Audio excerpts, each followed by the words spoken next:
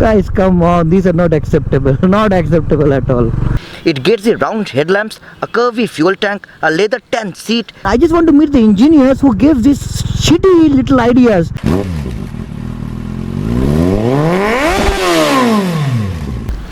Hello guys, good morning and welcome back to my YouTube channel. This is Prashur Manager. You are watching Automania.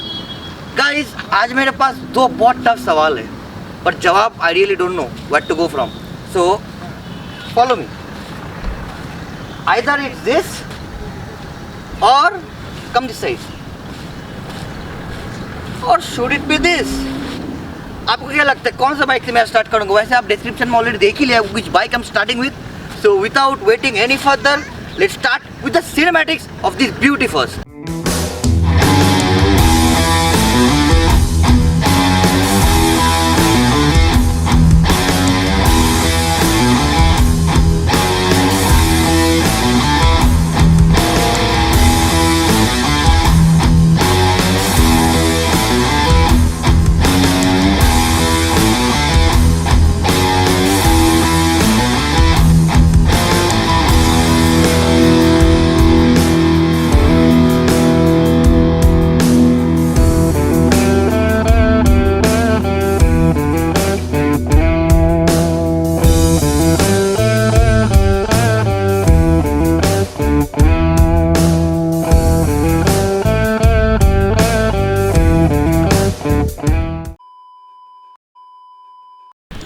Honda two-wheelers India has entered into this middleweight modern classic segment with the introduction of this Highness CB350. The motorcycle will be retailing through Honda premium big wing dealerships across the country. It will be sold in two variants, the DLX and the DLX Pro. The Honda Highness CB350 has stepped into the rapidly growing retro genre of bikes, which comprises of the Royal Enfield Classic 350, Java Standard and the Imperial 400 guys. Honda has bestowed it and the design is heavily inspired from the larger CB1100EX. Yes guys, if you remember that bike. It gets the round headlamps, a curvy fuel tank, a leather tent seat, chopped fenders and a chrome finished exhaust. Meanwhile, the presence of blacked out components and alloy wheels also lends into the modern look of this bike. Although it follows a retro cosmetic theme, the feature list is a sheer contrast and compromises of modern bits and pieces. There is a full LED lighting setup, a semi-digital instrument cluster, Bluetooth connectivity, traction control, dual channel ABS and a slipper clutch, and guys, everything comes standard with this bike. Coming to the engine, it is a 348cc single cylinder air-cooled unit which comes mated to 5-speed gearbox. It is capable of making 20.5 bhp at 5500 rpm and 30 Nm of max torque, which will be provided as low as 3000 rpm guys. Holding on to this motor is a double cradle frame which is linked to the telescopic forks and a dual shock absorber. The stopping power comes as a disc brakes from both ends. Talking about the tank capacity, this bike houses a 15-liter large fuel tank. Well, with the mileage which is claimed that it is better than the likes of Royal Enfield 350s, well, around 40 to 42 kmpl, I think this will provide a decent tank range. And talking about Leh Ladakh rides, can we take this bike to Leh Ladakh? Hell yes guys! Talking about the aesthetics and dynamics of this bike has a curb weight of around 181 kgs, which is quite lighter in this segment. When talking of the brakes, the front and rear both come with dual disc system, and dual channel ABS does come as standard. Well, you have no other option other than giving dual channel ABS and standard in this genre of motorcycles. And coming at the sizes, the front disc is around 310 mm and the rear one is 240 mm. Coming to the tire and the tire size, the front section is 190 section and the rear tire is 130/70 section, and that will really provide really good amount of grip in any kind of terrain for Indian conditions. Talking about pricing, this comes around 2.21 lakhs ex showroom, which I feel is a bit on the higher side. Guys, when we are talking about this genre of motorcycles, how can we forget that one legendary brand? Yes, the first सवाल ये आता है, how is this bike faring to the likes of those Royal Enfield 350? Yes, by the way, this bike is making 2 Nm of max torque more and 1 bhp more than the legendary Royal Enfield 350 motorcycles right now. So, is it better? Time shall answer that.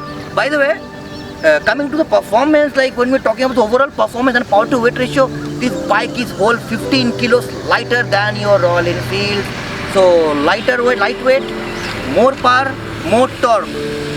Shall we find out what this bike feels in the ride review? Let's get started with that segment. Guys, let's get started with the ride review now. And initial impressions, light. It's very light. If you know what I mean. Yes guys, it is light.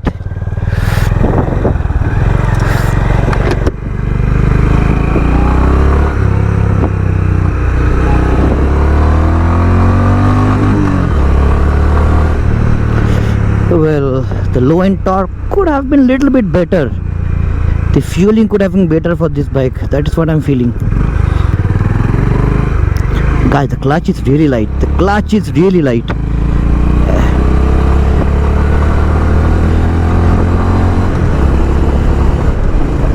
And I would say the initial pull is good because the moment I'm letting the clutch go, I'm getting a burst of power. So I think it's just after the initial pull it is lagging. Otherwise, let me check the top end.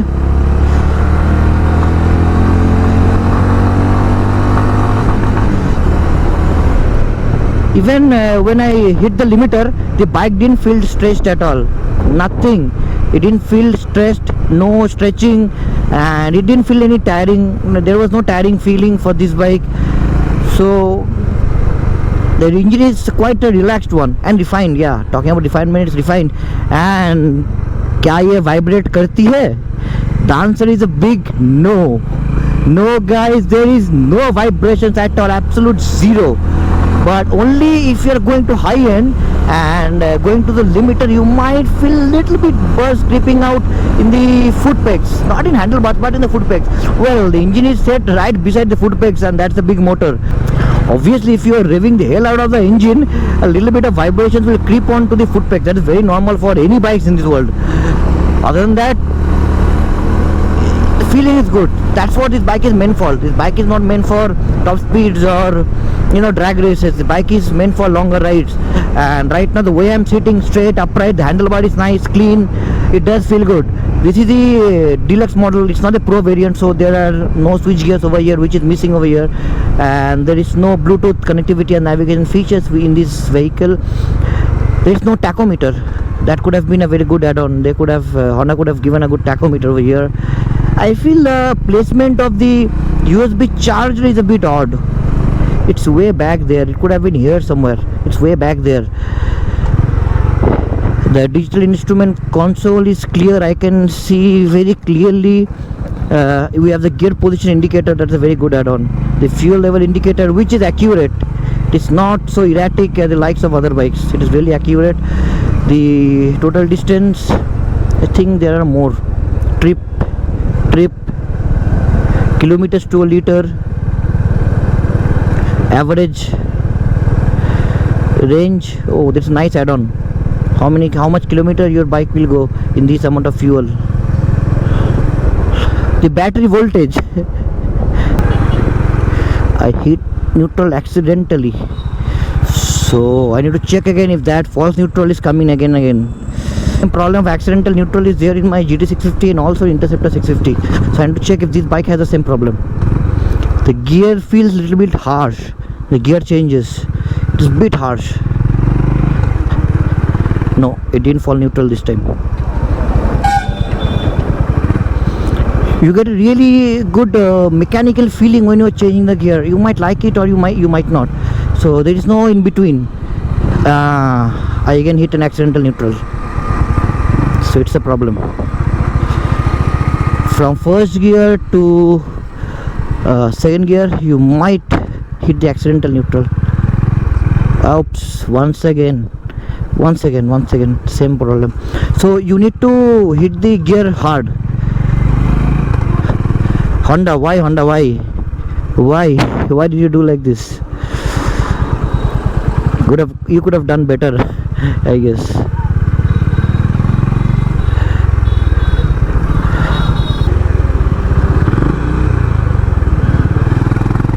No helmets at all. Helmet कौन पहनता है भैया? पागल हो क्या कि helmet पहनूं? As if we people are mad who wear helmets. Seriously guys. Yes, talking about this bike is also showing eco mode sometime. That means I'm getting the best mileage out of this machine. Yes, it's eco mode. Come on, this is not a place to cut the cost out. Single horn, seriously, 200 rupees more and you can get a dual horn setup. Honda, why? I don't understand why some big giants like this do cost cutting with all these things. Eliminating a single horn and eliminating dual horn and giving single horns, 200 rupees. Seriously, Honda? Come on, you guys are big giants. How much will you save by... do one thing, you could have charged 200 rupees extra for this bike and given a dual horn, guys.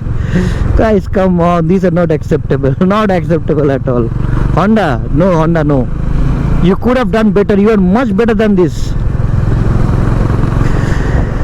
The bike, otherwise the bike feels good, the bike feels light, the power is more. The power is 1 bhp more and 2 Nm more than Royal Enfield's, and it's 14 to 15 kilos lighter than that bike. That means it's faster than that bike. It's pretty simple mathematics. Lighter is faster. Let's check the brakes. Yes, the bite is good.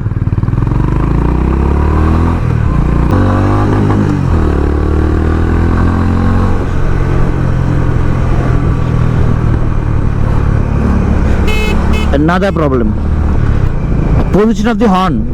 See, जैसे आप गाड़ी चलाओगे आपको problem समझ में आता जाएगा. I was trying to give it here, but the horn is here, that too in opposite direction. So these are small things that changes the experience of the bike. I don't know how this company does all these things. These are small things that changes the experience of the overall bike, guys.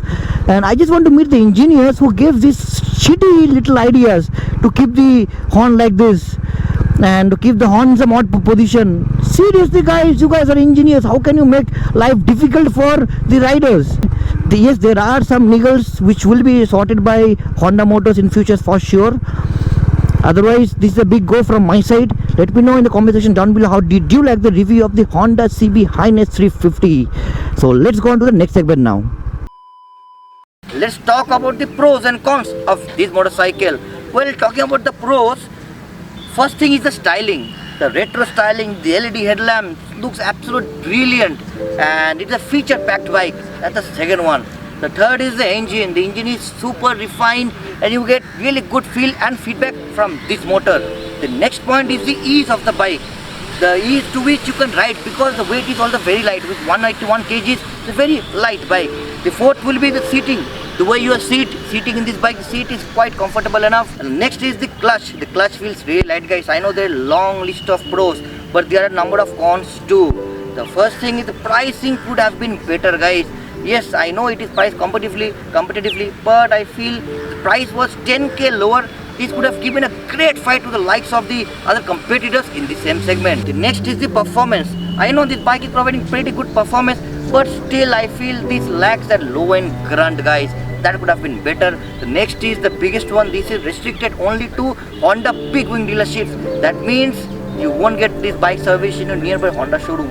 If you're lucky enough, that's the only way. If you're in a big city and you have the big wing showroom near you, you'll get your bike serviced and you can get this bike delivered very easily. Now let's talk about the competitors. By the way, Honda had launched this bike being as a competition to some big legends in this industry. Talking about Royal Enfield 350 offerings, we have the Bullet 350, the Classic 350s, the Meteor 350, we have Java 42, we have Benelli Imperial 400. So these are the major competitors for this bike.